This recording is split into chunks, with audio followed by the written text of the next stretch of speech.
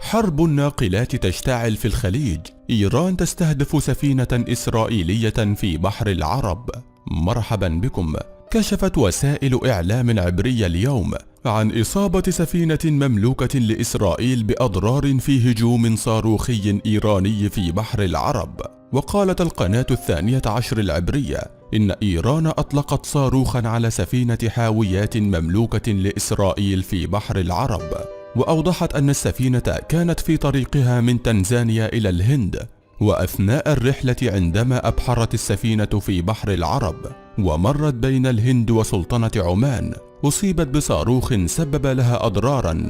وقالت القناة العبرية إنه تم إبلاغ وزارة الدفاع الإسرائيلية بالحادث، التي بدورها أبلغت شركة الشحن الواقعة في مدينة حيفا. وجاء ذلك بعد أيام من تعرض سفينة إيرانية تحمل اسم شهر كوردنفت لهجوم في شرق البحر المتوسط، وسط حديث عن اشتعال جبهة جديدة في الصراع بين تل أبيب وطهران. يذكر أنه في 28 من فبراير تم استهداف سفينة بملكية إسرائيلية في خليج عمان، واتهم رئيس الوزراء الإسرائيلي بنيامين نتنياهو إيران بالوقوف وراء الانفجار.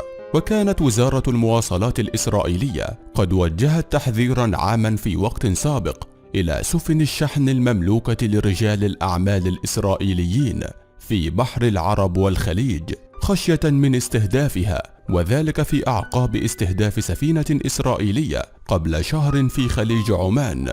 وذكرت صحيفة إسرائيل هيوم إن هيئة السفن والموانئ البحرية ووزارة المواصلات الإسرائيلية نشرت توصية لشركات الملاحة التي تبحر في بحر العرب والخليج العربي باتخاذ وسائل الحذر المطلوبة